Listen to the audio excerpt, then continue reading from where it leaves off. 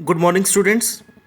Yesterday we have started the topic French society during the late 18th century, in which we have discussed about society division or distribution, which was first estate, clergymen's, second estate, nobility, and third estates are big businessmen, merchants, peasants, small peasant, labor, and servants. तो तीन तरह की categories जो इसमें दिखाई गई थी। सबसे ऊपर क्लर्की, फिर नोबिलिटी, राजा लोग जो होते थे, और तीसरी कैटेगरी होती थी छोटे तबके के लोग, जिसमें मजदूर, व्यापारी या और इस तरह की छोटी जो कंडीशंस हैं वो यहाँ पे होती थी।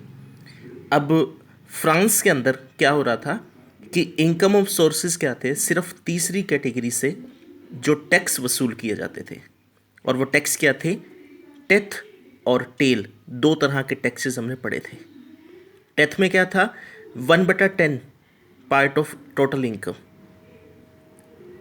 एंडोर्स टू चर्च, जो वहाँ पे जमा हो जाता था, और दूसरा क्या था, टेल।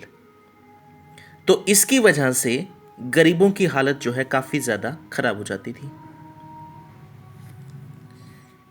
अब होता क्या है, ये एक ऐसी कंडीशन पर आ जाते हैं जिसे नाम दिया जाता है द स्ट्रगल टू सर्वाइव और सबसिस्टेंट क्राइसिस। एक ऐसा संकट जब इनके लिए ज़रूरत की चीज़ें भी नहीं मिल पाती। The population of France rose from about 23 million in 1750 to 28 million in 1789. This led to a rapid increase in the demand for food grains. अब आबादी बढ़ रही है तो उसके साथ फूड ग्रेन्स की डिमांड तो बढ़ेगी। Production of grains could not keep pace with the demand, लेकिन उपज जो है वो उतनी रैपिड ग्रोथ में नहीं हो पाती, आबादी के हिसाब से उपज नहीं है। So the price of bread which was the staple diet of the majority rose rapidly. तो इसका असर क्या हुआ, प्राइस बढ़ गए। Most workers were employed as labours in workshop whose owner fixed their wages, but wages did not keep pace with the rise in prices. तो अधिकतर लोग क्या थे, सैलरीज फिक्स हैं उनकी, चाहे वो मजदूरी करते हैं या किसी फर्म में काम करते हैं, तो वही की वही सैलरी मिल रही है, सैलरी में इंक्रीज कुछ नहीं है, लेकिन चीज़ों के दाम महंगे हो चुके हैं, बढ़ चुके हैं। So the gap between the poor and the rich widened. Things became worse whenever drought or hail reduced the harvest. तो कई बार परिस्थिति और ज़्यादा खराब हो जाती है जब ये कंडीशन आ जाती है, ओले पड़ गए या सूखा हो गया।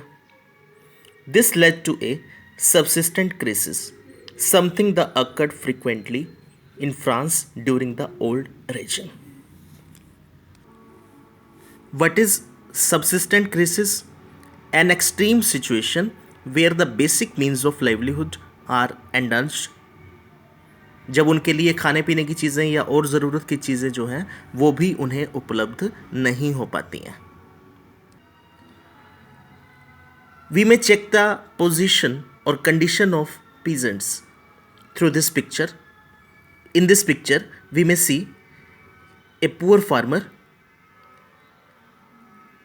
एक गरीब इंसान जो अपना एक थैला या एक चीज़ जो अपने हाथ में लिए हुए, और वो अपने लोड के पास टैक्सेस के रूप में अपना लगान चुकाने के लिए जो है आता है, और वो लोड यहाँ पे उस सामान को इकट्ठा कर रहा है, चाहे उसके पास खाने के लिए या और दूसरी चीज़ें बचती हैं या नहीं बचती।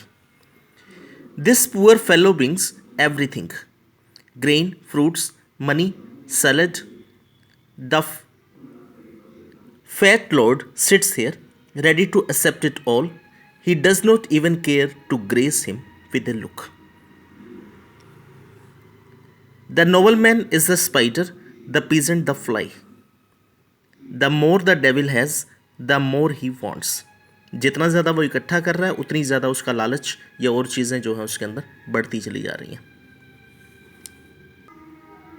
सो well students, today we have studied about the struggle to survive. Tomorrow we shall continue on this topic with a growing middle class avistas in an end to privilege, कि कैसे गरीबों ने अपनी हालातों को सुधारा और जो अमीर लोग जो थे उनकी जो शाही स्थितियां जो थी उनसे कैसे उनको जो है अलग किया गया। Thank you.